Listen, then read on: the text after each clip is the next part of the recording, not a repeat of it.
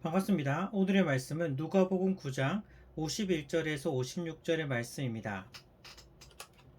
예수께서 승천하실 기약이 차감해 예루살렘을 향하여 올라가기로 굳게 결심하시고 사자들을 앞서 보내심에 그들이 가서 예수를 위하여 준비하려고 사마리아인의 한 마을에 들어갔더니 예수께서 예루살렘을 향하여 가시기 때문에 그들이 받아들이지 아니하는지라. 제자 야고보와 요한이 이를 보고 이르되 주여, 우리가 불을 명하여 하늘로부터 내려 저들을 멸하라 하기를 원하시나이까. 예수께서 돌아보시며 꾸짖으시고 함께 다른 마을로 가시니라. 아멘.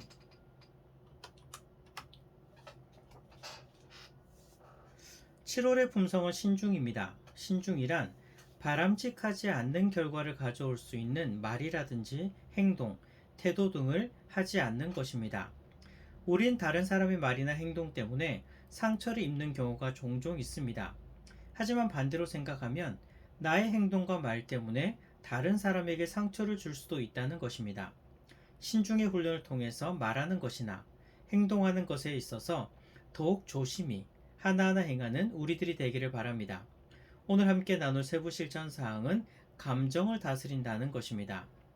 먼저 오늘 본문을 봅시다. 예수님과 제자들은 사마리아 지역을 거쳐서 예루살렘에 가려고 하셨습니다. 하지만 문제가 생겼습니다.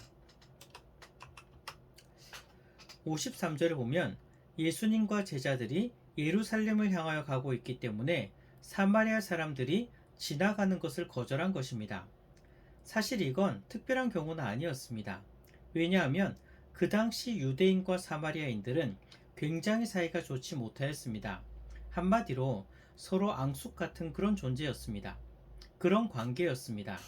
그렇기에 이렇게 행동하는 것은 종종 있었던 일이었습니다.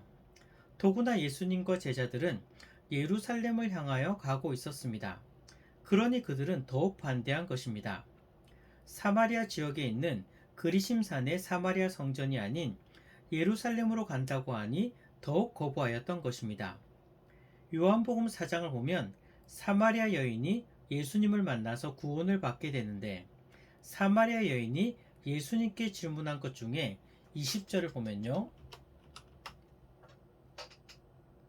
우리들은 이 산에서 예배 드리는데 당신들은 예배 드리는 곳이 예루살렘에 있다고 하던데 어느 것이 맞는 건지 질문하는 장면이 나옵니다.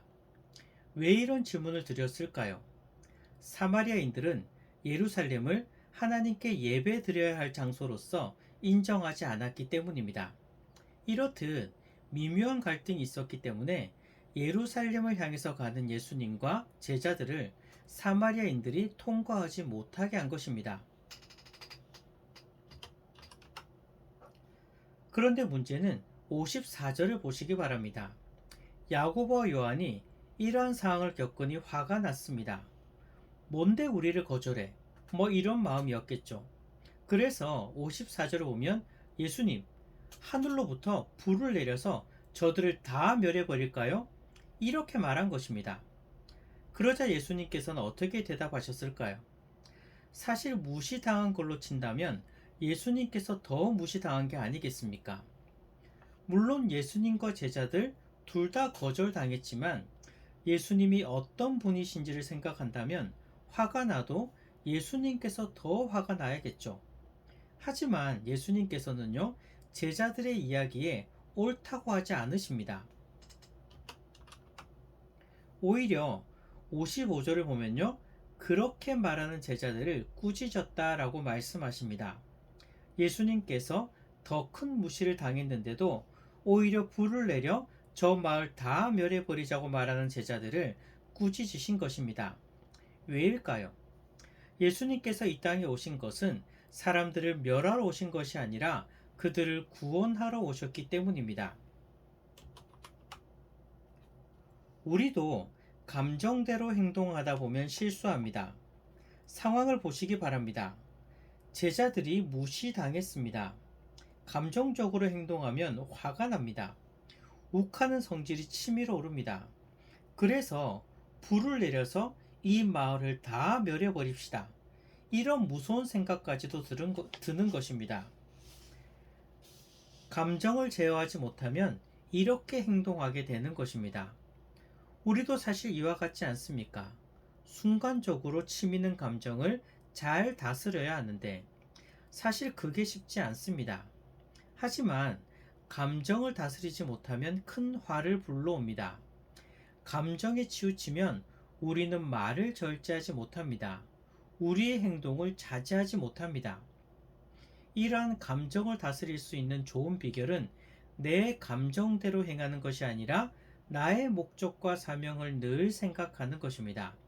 그래서 순간순간 눈앞에 펼쳐지는 그 상황에 따라서 행동하는 것이 아니라 내가 어떤 사람인지, 내가 어떤 신분인지, 그리고 나에게 주어진 사명이 무엇인지, 지금 내가 이루어야 할 그 목적이 무엇인지를 늘 생각하는 것입니다. 그러면 순간순간 변하는 감정을 다스릴 수 있는 것입니다. 화를 내는 제자들에 비하여 예수님은 이 땅에 오신 자신의 사명을 아셨습니다. 그들을 멸하는 게 아니라 그들을 구원하는 것이었습니다. 사실 예수님은 마음만 먹으시면 충분히 마을 하나 정도 불로 심판하는 것은 아무것도 아닙니다. 그런 충분한 능력이 있으신 분입니다. 그런데 그렇게 하지 않으셨습니다. 감정을 조절한다는 것은 나의 현재의 위치가 충분히 그렇게 할 수 있는 힘이 있는데도, 그럴 위치가 되는데도, 그럼에도 불구하고 내 감정대로 하지 않는 것이 감정을 잘 다스리는 것입니다. 얼마 전 한문철의 블랙박스라는 영상을 본 적이 있습니다. 어떤 한 남자가 레이라는 작은 종류의 차를 몰고 있는 운전자를 향해서 보복 운전을 하는 그런 영상이었습니다. 레이 차를 몰고 있는 사람이 잘못한 게 아니었습니다. 그런데도 보복 운전자는요, 감정을 못 이겨서 레이 차를 계속 쫓아다니면서 위협을 가합니다. 레이 차를 운전한 사람은 계속 도망 다녔죠. 하지만 결국 둘 다 시도 때문에 정차하였습니다. 보복 운전자는요, 차에서 내렸습니다. 그리고 레이 자동차에 창문을 두드립니다. 빨리 내리라는 것이죠. 자기가 잘못했는데도 완전 적반하장입니다. 레이차 운전자는요, 얼마나 무서웠을까요? 지금 도망칠 데도 없고. 그런데 이 영상을 보면요, 반전이 일어납니다. 레이차 운전자가 내리자마자 보복 운전자는요, 슬그머니 꼬리치고 자신이 도망갑니다. 왜일까요? 작은 레이차를 타고 다니니까 여성 운전자이거나 덩치가 작은 사람일 거라 생각했나 봅니다. 그런데 차에서 내리는 사람, 레이차에서 내리는 사람은 키가 190 정도 되는, 더구나 몸도 건장한 그런 남자였기 때문입니다. 사실 레이차를 모는 사람은요, 무서워서 도망친 게 아니었습니다. 그냥 감정을 조절하면서 참았던 것이죠. 실제로 블랙박스 영상을 보면 실제로 레이차 운전자가 피해 다니면서 웃고 있는 소리가 나옵니다. 으이그 하면서 말이죠. 이게 바로 감정을 다스리는 것입니다.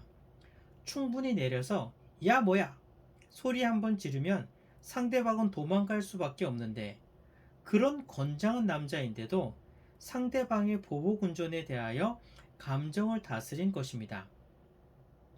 감정을 다스린다는 것은 바로 이런 것입니다. 나보다 센 사람 앞에서만 감정을 조절하는 게 아니라 충분히 그럴 만한 힘이 있고 위치에 있지만 그럼에도 그렇게 하지 않고 감정을 다스리는 게 진짜 감정을 조절하는 것입니다. 감정을 다스리시기 바랍니다. 조절하지 못하면 더 큰 화를 가져옵니다. 감정을 다스리시는 우리들이 되기를 소망합니다.